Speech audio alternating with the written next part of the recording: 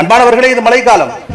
மழை இல்லாத சமயத்தில் மழையை வேண்டியோ அல்லது அதிகமான மழை பெய்யும் நேரத்தில் மழையை நிறுத்தவோ அல்லாதவின் பக்கம் நாடுவது உண்மையான இறை நம்பிக்கையாளருக்கு அழகல்ல.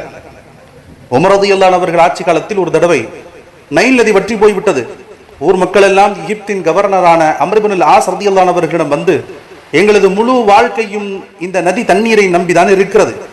இதற்கு முன் இது போன்ற நதி வற்றி விட்டால் ஒரு கன்னி பெண்ணை நகை மற்றும் ஆடைகால் அலங்கரித்து அப்படியே நைல் நதியில் தூக்கி போட்டு விடுவோம். இதுதான் நாங்கள் இஸ்லாத்திற்கு வருவதற்கு முன் செய்து வந்த நடைமுறை.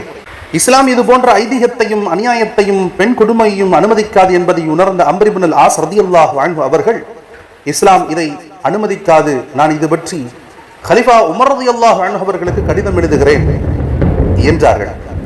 விவரம் அறிந்த உமர் ரலியல்லாஹு அன்ஹு அவர்கள் நேரடியாக நைல் நதிக்கு ஒரு கடிதம் எழுதினார்கள். என்ன தெரியுமா? நைல் நதியே, நீ உன் சுய இஷ்டப்படி ஓடுவதாக இருந்தால் எங்களுக்கு நீ தேவையில்லை. அல்லாஹ்வின் உத்தரவுப்படி ஓடுவதாக இருந்தால் இப்போது அல்லாஹ்வின் கட்டளைப்படி ஓடு, இந்த மக்கள் கஷ்டம் கொள்ளுகிறார்கள் என்று எழுதி அம்ர் இப்னுல் ஆஸ் ரலியல்லாஹு அன்ஹு அவர்களுக்கு அனுப்பி வைத்தார்கள். இக்கடிதம் உங்களுக்கு கிடைத்தால் அதை நைல் நதிக்குள்ளே போட்டு விடுங்கள் என்று உத்தரவிட்டிருந்தார்கள். அம்ர் இப்னுல் ஆஸ் ரலியல்லாஹு அன்ஹு அவ்வாறே செய்தார்கள். அப்போது நதி பெருக்கெடுத்து ஓட ஆரம்பித்தது. இக்காலகட்டத்தில் உமர் ரலியல்லாஹு அன்ஹு அவர்களை போன்ற புனிதர்களும் கிடைப்பது மிக அரிதிலும் அரிது. எனவே காலத்தில் பெய்யும் மழையை என் நிலையிலும் வரவேற்க வேண்டுமே தவிர சுயநலத்திற்காக முகம் சுளிக்க கூடாது.